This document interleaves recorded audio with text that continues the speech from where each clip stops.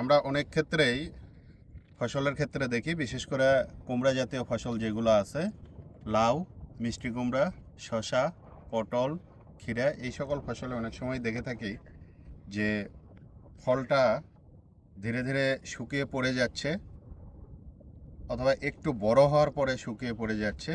আর কিছু দেখা যায় যে ফুলের কিছুদিন পরে, ফুল ফোটার কিছুদিন পরেই এটা কিন্তু শুকিয়ে পড়ে যাচ্ছে।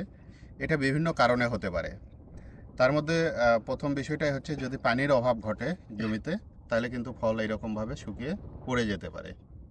দ্বিতীয় কারণটা হচ্ছে যে যদি খুব বেশি আবহাওয়া গরম থাকে, গরমের পরপরই হঠাৎ করে যদি বৃষ্টি হয়, বা হঠাৎ করে ঝড়ো বাতাস হয়েছে, বৃষ্টি হয়েছে, সেই সময় কিন্তু ফলটা এরকম আঘাতপ্রাপ্ত হয়ে শুকিয়ে পড়ে যেতে পারে। এছাড়া যদি গাছে পুষ্টির অভাব ঘটে, তাহলে কিন্তু ফলটা শুকিয়ে পড়ে যেতে পারে।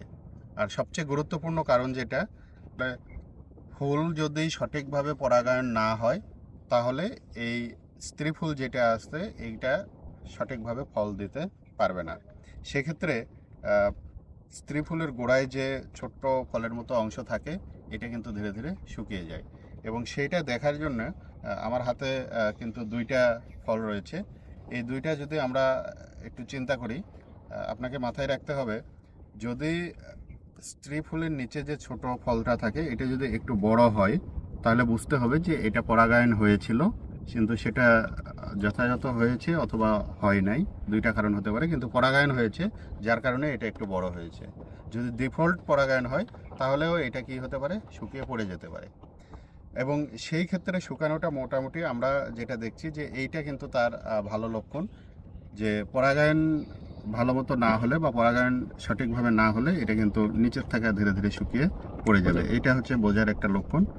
আর আরেকটা যেটা আছে, আমরা এই যে আরও একটা দেখছি যে এই যে এটা দেখেন যে ধীরে ধীরে কিন্তু এখান থেকে পচে পড়ে যাচ্ছে, অর্থাৎ মাথার দিক থেকে যেখানে ফুল আছে এখান থেকে ধীরে ধীরে পচে যাবে। এটা পরাগায়ন না হওয়ার কারণে হয়ে থাকে।